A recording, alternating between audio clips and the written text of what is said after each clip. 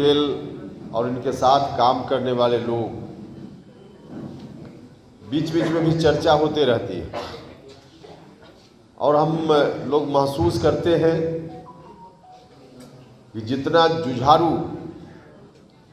जातीय संगठन बिहार में और भी बहुत सारे होंगे, लेकिन जितना जुझारू जातीय संगठन, सामाजिक संगठन यह संगठन है, उतना शायद ही कोई दूसरा जुझारू संगठन होगा।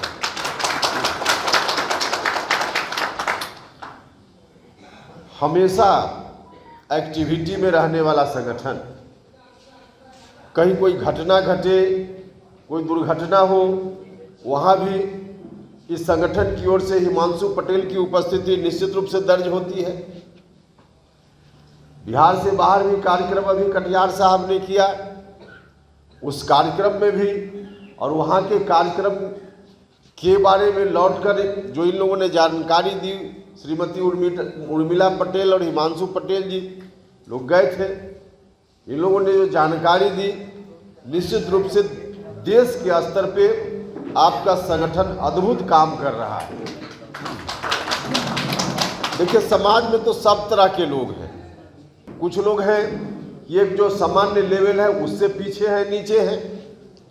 तो जो विकसित लोग हैं उनको बहुत संगठन बनाकर काम करने की जरूरत नहीं होती।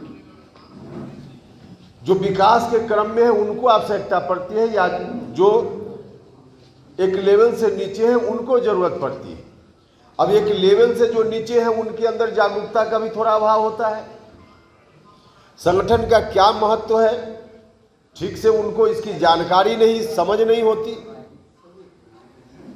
लेकिन जो विकास के क्रम में हैं, बीच में हैं, विकासशील हैं, वैसे लोग संगठन का महत्व समझते हैं और उनकी विशेष जवाबदेही होती है कि संगठन हम चलाएं, संगठन हम बनाएं, संगठन चलाएं, तो हम विकास के क्रम में जो लोग हैं उनके विकास के लिए भी काम करें और जो एक लेवल से नीचे हैं उनको भी साथ लेकर चलने का काम करें। उनकी जवाबदेही होती है और ऐसी जवाबदेही के निर्वहन की दृष्टि से बहुत पहले से भी जब हम लोगों ने होश संभाला तब से हम लोग देख रहे हैं बिहार की धरती पर भी अनेक काम हुए हैं। और उसी क्रम में सामाजिक संगठनों की एक सीमा होती है। सामाजिक संगठन एक सीमा में काम करता है, लेकिन संगठन का जो मकसद है वह मकसद पूरा तब होता है जब सामाजिक संगठन किसी न किसी रूप में राजनीति में ताकत पाए। राजनीति में ताकत, यदि वह संगठन अपने लोगों को राजनीति में जो डिसीजन मेकिंग प्रोसेस है, जहां से निर्णय होता है, उस जगह पे अपने लोगों को बैठाने में अगर वो संगठन सहायक हुआ तब विकास सही अर्थ में मिल पाता है, वरना विकास नहीं मिल पाता है। यही नियम है। तो हमने जब से होश संभाला, बहुत सारे लोग यहाँ हैं, हम लोगों ने देखा इस क्रम में 1994 का वह दिन भी हमको याद आता है जब पटना के गांधी मैदान में 12 फरवरी को थे और उन लोगों ने हुंकार भरने का काम किया था। हुंकार भरने की जरूरत इसलिए पड़ी थी कि पटना के गांधी मैदान में जो प्रतिनिधि इकट्ठा हुए थे उनके लोगों ने भी उस वक्त जो सत्ता में लोग बैठे हुए थे उनको सत्ता में बैठाने में ताकत लगाने का काम किया था। तत्कालीन सत्ता में बैठे हुए लोगों को ताकत उन लोगों ने भी दी, तब लोग सत्ता में बैठे थे। बड़ी लड़ाई हुई थी, उसके पहले भी बड़ी लड़ाई हुई थी और तब लोग सत्ता में बैठे थे। लेकिन जो लोग सत्ता में बैठ गए, दुर्भाग्य इस बात का हुआ कि खुद तो बैठ गए, लेकिन जिनकी ताकत की बदौलत बैठे, सत्ता में जाने के बाद उनको ही भूलने लगे, उनको ही भूलने लगे। नतीजा हुआ कि गांधी मैदान में आकर लोगों को हुंकार भरना पड़ा और वहां से बात की शुरुआत हुई। और जो गांधी मैदान में हुंकार भरा गया, वहां से फिर एक नई ताकत की आहट आने लगी। समाज में एक नई ताकत बनने वाली थी, उसकी आहट वहीं से सुनाई देने लगी। और उसी आहट जो एक बाद में चलकर बड़ी ताकत के रूप में परिवर्तित हुई, उसी का नाम हुआ समता पार्टी राजनीतिक संगठन। समता पार्टी उस वक्त बनी, गांधी मैदान में लोगों ने आकर जो एक तरह से कहीं आदेश जारी किया कि आपको इस रास्ते पर चलना है, उस आदेश को ग्रहण किया गया और समता पार्टी का निर्माण हुआ। समता पार्टी का जब निर्माण हुआ तो शुरुआती दौर में किसी भी संघर्ष के लिए जब कुछ लोग शुरू करते हैं तो बहुत सारे लोगों का समर्थन उस वक्त नहीं मिलता है। शुरुआती दौर में कम लोग साथ होते हैं, धीरे धीरे जब कारवां बढ़ता है तो लोग साथ आते जाते हैं। समता पार्टी के समय भी यही हुआ था। शुरुआती दौर में लव कुश से शुरुआत हुई और जगह जगह पे सामाजिक कार्यक्रम का भी आयोजन समता पार्टी की मजबूती के लिए हम लोग करते थे। लव कुश एकता सम्मेलन, न जाने कितनी जगह लव कुश एकता सम्मेलन, अलग से कुशवाहा सम्मेलन, अलग से कुर्मी सम्मेलन, फिर मिला जुला कर सम्मेलन। तो वहाँ से धीरे धीरे जागृति की बात हुई। उस वक्त जब हम लोग घूमते थे तो आज तो हिमांशु पटेल, उर्मिला पटेल और आप लोग मिलकर इतना अच्छा कार्यक्रम कर रहे हैं राजधानी पटना में। उस वक्त कार्यक्रम होता था तो हॉल भी नहीं भरता था, और हम लोग और आदरणीय नेता नीतीश कुमार जी हम लोग साथ बैठे होते थे, तब भी कई जगह हॉल नहीं भरता था, नहीं हॉल भरता था कई जगह। किसी तरह से काफिला चला और चलते चलते फिर हम लोग एक मुकाम तक पहुँचे।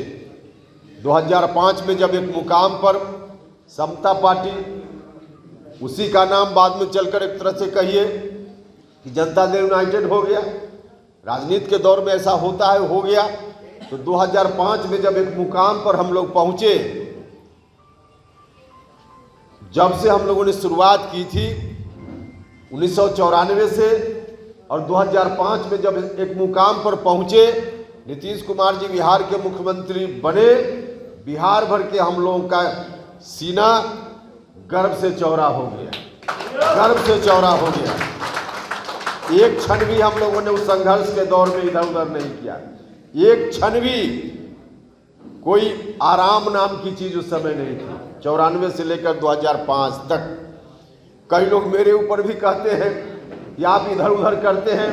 जो लोग कहते हैं उनको याद होना चाहिए कि उपेंद्र कुशवाहा संघर्ष के समय कभी इधर उधर नहीं उपेंद्र कुशवाहा ने किया। लोग कहते हैं सुख में और दुख में काम आना चाहिए। उपेंद्र कुशवाहा सुख में साथ रहा हो या ना रहा हो, दुख में हमेशा साथ खड़ा रहा, दुख में हमेशा साथ खड़ा रहा। आज बहुत सारे लोग हैं जिनका आता पता नहीं था उस समय, जिनका आता पता नहीं था उस समय, और आज उल्टे हम ही लोगों के बारे में कुछ टिप्पणी कर जाए। ठीक है, वहां से इतना अच्छा चला। बिहार को इतिहास नीतीश कुमार जी का नाम याद रखेगा, इस बात के लिए याद रखेगा, स्वर्ण अक्षर में उनको याद रखेगा कि जो बिहार की स्थिति उस समय थी, जो खौफनाक स्थिति, भयावह स्थिति, उस स्थिति से नीतीश जी को क्रेडिट जाता है इस बात का कि उस स्थिति से बिहार को बाहर लाकर रखने का काम नीतीश कुमार जी ने किया। बिहार बाहर आया, वहां से बाहर आया, लेकिन जो लोग संघर्ष में नहीं थे, जिनका कोई अता पता नहीं था, आज क्या हो रहा है, आज क्या हो रहा है। भाइयों और मित्रों, मैं हाथ जोड़कर कहना चाहता हूं, कुछ लोग मेरी बातों को गलत अर्थ में प्रस्तुत करने का काम करते हैं, प्रस्तुत करने का काम करते हैं। दुर्भाग्य इस बात का है, बहुत अच्छा काम किया है अब तक विकास के मामला में, जिधर देखिए उधर विकास की बात। पिछला 15 साल और नीतीश कुमार जी का 17-18 साल कोई कंपैरिजन नहीं। 2020 में जो विधानसभा का चुनाव हो रहा था, उस वक्त हम साथ नहीं थे, अलग बात है, लेकिन उस बार भी 15 साल बनाम 15 साल का नारा हुआ और तब फिर से नीतीश कुमार फिर मुख्यमंत्री बन पाए। 15 साल जो पहले वाला 15 साल था, क्या स्थिति थी, बिहार किस रूप में चल रहा था। पुराना 15 साल उसको रिजेक्ट किया लोगों ने और नया आगे नीतीश कुमार जी के हाथ में सत्ता सौंपने का काम हुआ। कितना अच्छा हम लोगों को लगा, बिहार के लोगों को लगा, सब कुछ चल भी रहा था।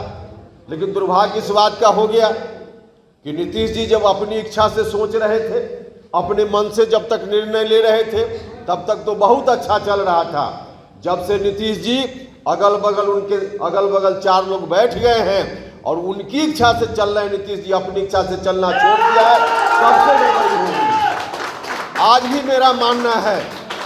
मेरा मानना है कि नीतीश जी अपनी इच्छा से आज भी निर्णय लेने लगे तो सारी चीजें ठीक हो जाएगी, तमाम चीजें ठीक हो जाएगी। लवकुश अति पिछड़ा समाज का लोग, जिन लोगों ने ताकत देने का काम किया, लोग चाहते हैं नीतीश जी।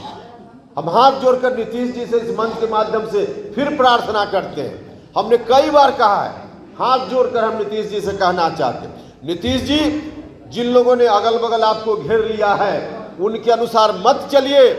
आप कोई भी निर्णय लेने के पहले जिन लोगों ने ताकत दी, लवकुश समाज के लोगों ने, बाद में अति पिछड़ा समाज के लोगों ने, आप इनके चेहरा को ध्यान में लाइए और जो लोग भी आपके अगल बगल हैं उनको भूलिए, अपने हिसाब से निर्णय लीजिए। बिहार जिस तरह से चल रहा था आगे चलेगा और हम लोगों के लिए यह गौरव की बात होगी।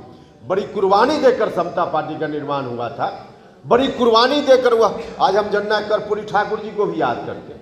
कर्पूरी ठाकुर जी के बाद की विरासत, राजनीतिक विरासत, उसी विरासत को नीतीश जी ने संभालने का काम किया, उसी विरासत को संभालने का काम किया और उसी विरासत को संभाला था।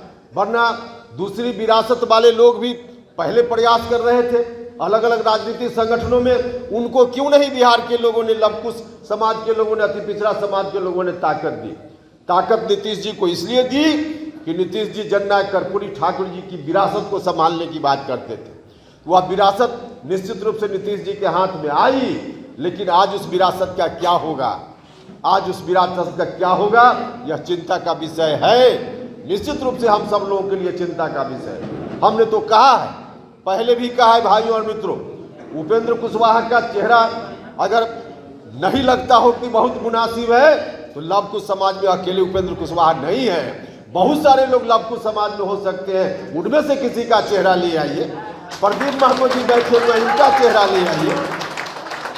उपेंद्र कुशवाहा साधारण मेंबर बनकर काम करेगा। और भी बहुत सारे लोग हैं, श्रवण कुमार है, उनका चेहरा ले आइए। बहुत सारे लोग हैं। अति पिछड़ा समाज जिन लोगों ने भी ताकत दी, अति पिछड़ा समाज के लोग भी बहुत सारे हैं, उनमें से किसी को ले आइए, किसी को भी ले आइए, लेकिन इस विरासत को आगे ठीक से लेकर चला जा सके, इस बात की चिंता की। लेकिन आज जो कुछ भी हो रहा है वह बात, अब सारी बातें पब्लिक डोमेन में, अब घोषणा हो चुकी है। अब जो घोषणा हुई है उसके हिसाब से मैं यह कहना चाहता हूं कि लवकुश समाज की जो माताएं हैं, अति पिछड़ा समाज की जो माताएं हैं, उनकी कोख सुनी नहीं हुई है। आप इस विरासत को फिर वही सौंपने की बात अगर होगी जहां से विरासत को छीन कर लाए थे, तो यह नहीं चले। इतनी कुर्बानी हम लोगों ने इसलिए दी थी, तूफान से किश्ती को इसलिए निकाल कर लाए थे कि फिर से किश्ती को उसी तूफान में हम धकेल देने का काम करें। इसके लिए नहीं लोगों ने ताकत देने का काम किया। तो हम आग्रह करना चाहते, हम आप लोगों के माध्यम से भी कहना चाहते कि इस विरासत को संभालने की जवाबदेही कोई लवकुश समाज के किसी व्यक्ति के ऊपर या अति पिछड़ा समाज के व्यक्ति जिन लोगों ने ताकत दी बनाने का काम, उसके हाथ में रहे, कोई दिक्कत नहीं है। लेकिन फिर से उसी खौफनाक मंजर के तरफ बिहार अगर जाएगा तो इतिहास हमको भी माफ नहीं करेगा। इसलिए आप सब लोगों से हम आग्रह करना चाहते हैं, आज चुनौती है, बहुत बड़ी चुनौती है। जब हम अपने महापुरुषों को याद करते हैं तो इस चुनौती से लड़ने की ताकत हमको अंदर से मिलती है। ऐसे कार्यक्रमों के आयोजन के पीछे एक मकसद यह भी होता है, जब हम अपने महापुरुषों को याद करते हैं, उनकी वीरता को याद करते हैं, उनके पराक्रम को याद करते हैं, उनके शौर्य को याद करते हैं, उनकी ताकत मिलती है। हमारे अंदर उन चुनौतियों से निपटने की ताकत आती है। तो आज के अवसर पे हम जहां याद कर रहे हैं अपने महापुरुषों को, हम ताकत हम वहां से लेकर आगे कैसे बढ़े ताकि यह विरासत बची रहे, इस बात का संकल्प हम लोगों को लेना चाहिए। इस बात का संकल्प लेना चाहिए। हम आप सब लोगों से भी आग्रह करते हैं, गांव में भी जाइए, लोगों को बताने का काम। यह विरासत रहेगी तभी जिस संगठन को लेकर आप लोग भी चल रहे हैं, उस संगठन में जुड़े हुए जो लोग हैं, जो समाज के और लोग हैं, उनको भी न्याय तभी मिलेगा जब यह विरासत जिंदा रहेगी। यह विरासत किसी दूसरे के हाथ में चली जाएगी तो न्याय नहीं मिल पाएगा। और फिर कुछ वर्षों के बाद यह नौबत न आए कि गांधी मैदान में फिर हुंकार रैली करने की जरूरत पड़ जाए, नहीं यह नौबत आए। इसलिए हम सब लोगों से हाथ जोड़कर आग्रह करना चाहते हैं कि इस चुनौती को जरा समझने का काम कीजिए, चुनौती को समझने का काम कीजिए। और मुझको भरोसा है कि जो नौजवान लोग आप लोग आए हैं, 28 जिला के लोग हैं, यहाँ से अभी बताया गया सब लोग 28 जिला के लोग हैं, इतनी जगह के लोग, और इतने अधिकांश तो यहाँ युवा साथी ही नजर आ रहे हैं, अधिकांश लोग युवा साथी ही नजर आ रहे हैं। युवा साथियों, अगर इस चुनौती को आप लोगों ने गंभीरता से नहीं लिया तो आगे आने वाला आपके बाद की जो पीढ़ी होगी वह भी आपसे पूछेगी कि विरासत जब फिर से गिरवी हो रही थी तो आप कहाँ खड़ा थे, आप कहाँ खड़ा थे। इसलिए